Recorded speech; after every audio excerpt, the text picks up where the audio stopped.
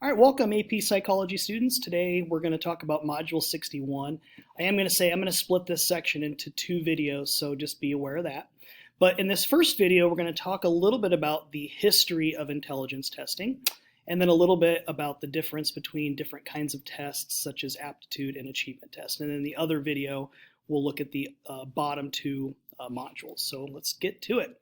So, it might sound kind of dry, but the history of intelligence testing, I actually think it's more interesting than what a lot of people would think. It really starts in the early 1900s with a man named Alfred Binet, it's pronounced Binet, who actually was tasked by the French government to design a test to try to identify students who might need additional help.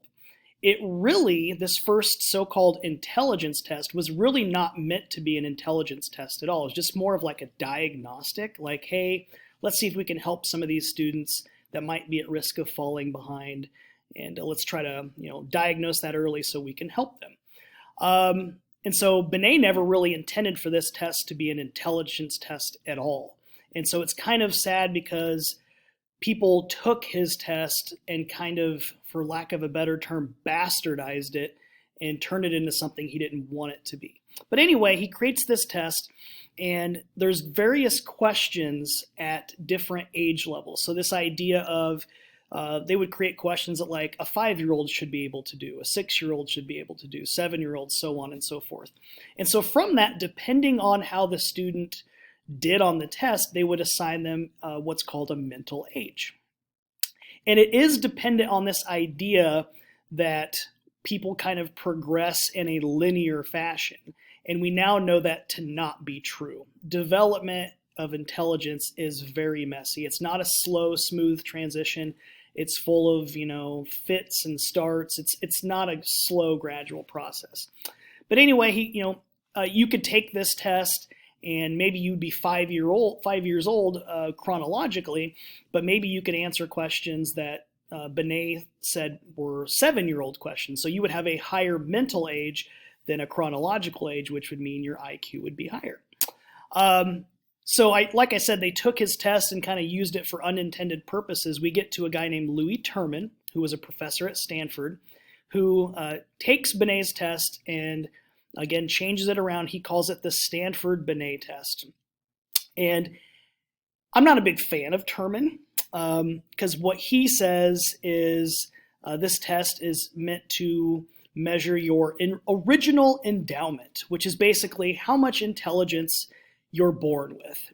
Now, the problem is these tests, a lot of intelligence tests, are culturally biased in some ways. And sometimes it might just be by mistake, but sometimes people use these tests kind of as a weapon. So if you think about the history here, this would have been like 1910s, 1920s. And if you know your US history, this is a time where there's a lot of immigration from other countries, especially from like Southern Europe, like Italy, Greece, those kind of places. And they were looked down upon relative to Northern Europeans and places like England and Germany and those kind of things. So you're probably seeing parallels right now to things that are going on throughout the world. There's kind of been a tendency to look down on immigrants. But anyway, they would give these tests to, Americans that were currently living here. They would give them to groups from, to different groups, and they would compare their scores, and they would say, hey, you'd see this test. It shows that these immigrants are less intelligent. It would say, okay, these people from these minority groups are scoring poorer, so they're less intelligent. So Terman really took a test that Binet meant for, positive intentions, and really, in my opinion, used it for social engineering to, prove that some groups of people were better than others. So again, this idea of tests can be used as a weapon. For some reason on the AP test, they really want you to know this original formula for the Stanford Binet test. So all it is like your mental age. So let's say that you're chronologically, that's like your biological age. Let's say a 6-year-old takes this test and they score at the age of an 8-year-old. So to calculate this, you would just go 8 over 6 times 100. 8 over 6, if you're scared of numbers and you shut down when you see them, that would reduce down to 4 over 3, which would be the same as 1.33, 1 and a third, times 100 would be like 133. So they would say in that circumstance that your IQ was 133. Now, let's say chronologically you were an 8-year-old, but mentally you only scored up to the 6-year-old questions. This time, 6 out of 8 would reduce down to 3 out of 4, times 100. So that would be 75. So they'll probably see like one question on the test where they want you to know that. So just be aware of it. It's kind of an outdated way of scoring IQ. And it works for kids somewhat, but not really for adults.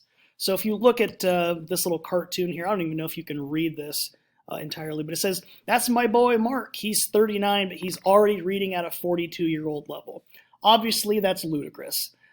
Because, so what we're saying is that your intellect tends to kind of level off, in your teenage years. And so it doesn't really make sense to use that formula for adults. I don't really feel like I'm more intelligent now from like an IQ test standpoint than I was 5-10 years ago. Some other things to know here, talking about different types of tests. Think about it. You guys are the most tested generation ever. You guys take all these standardized tests in school. You got to take tests to get into college, all kinds of tests. I mean, think about it. You guys, people were tested in the first few minutes of your life. If you've ever heard of the APGAR test, they measure things like your heart rate, your blood pressure. They look at your body on several different axes when you're first born to make sure that you're healthy. So in the first couple minutes of your life, you're already taking a test. There's lots of different kinds of tests. If I really need to boil it down for the two ones that you'd most want to know the difference between an aptitude test and an achievement test. So an aptitude test is not meant to measure necessarily your knowledge at this time. It's trying to predict your potential. Like, how good could you be at something? So IQ tests are not meant to be like knowledge type tests so much. It's more about your ability to solve novel problems or, again, predict how well you could do at something down the line. College entrance exams are meant to be aptitude tests. So the aptitude, the ability that they're trying to predict is success at college. So they're saying like certain scores would correlate with certain grade point levels in college. So that's how they would define success. Achievement tests are supposed to measure what you know right now about a topic. So this is more, knowledge based. Now here's the problem. So even in a class like AP Psychology, you would try to make these tests achievement tests because we're not supposed to be measuring, other skills. We're trying to measure like how much do you know about psychology.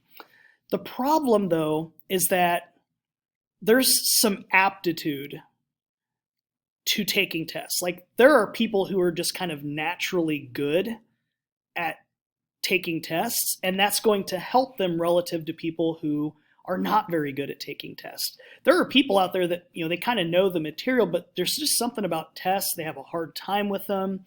Maybe they get nervous or they really struggle in that format. So, and then conversely, oftentimes on an aptitude test, it's hard to take out all of the knowledge that you would need to know. If you've taken the ACT, SAT, you know that there's some knowledge that you need to know or would be really, really helpful. And if you don't have it, you could be a really high IQ person, but if you don't know that information, you're not going to do well. So the point is, it's really hard to separate the two perfectly well. So those would be the two that I would really hone in on. Modern IQ tests, there's several of them out there, but kind of the gold standard, the one that we refer to the most, it's called the Wechsler Adult Intelligence Scale.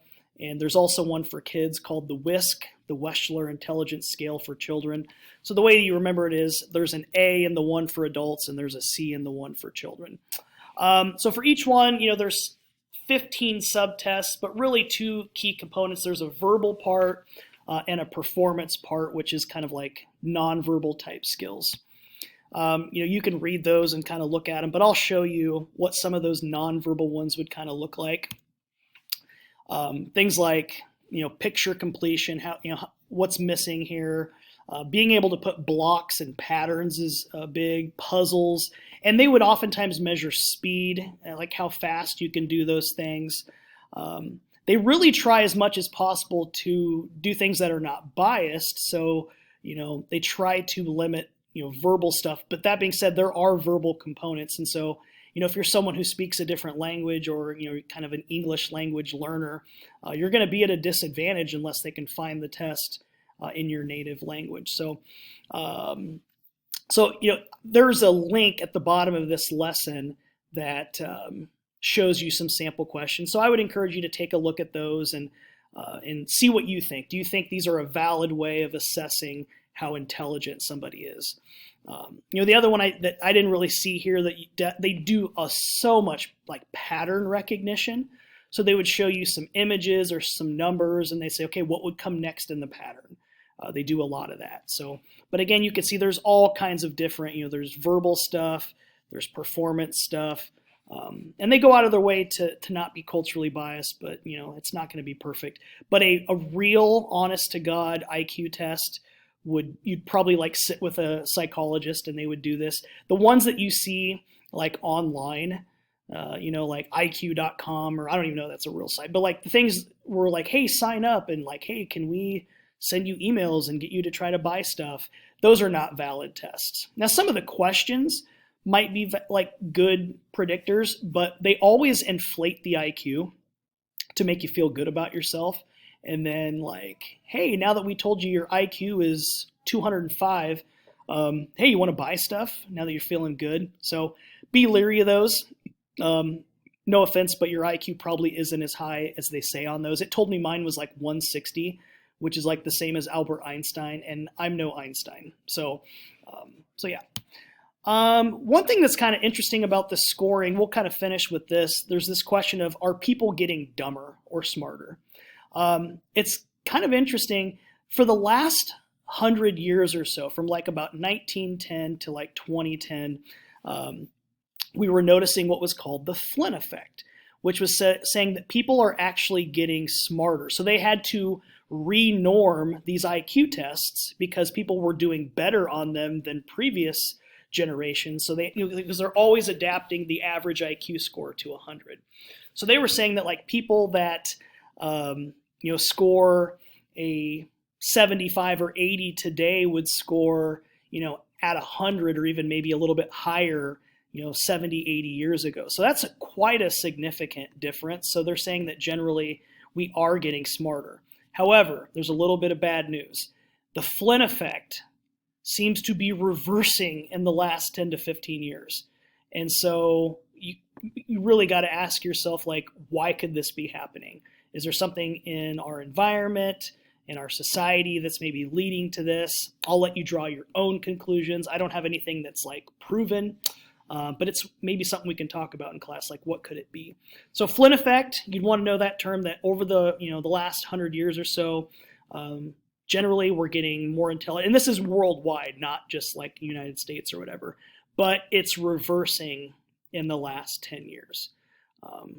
Generally they attribute the increase in the last 100 years to like better nutrition, less people in poverty, greater access to academic material like books and those kind of things.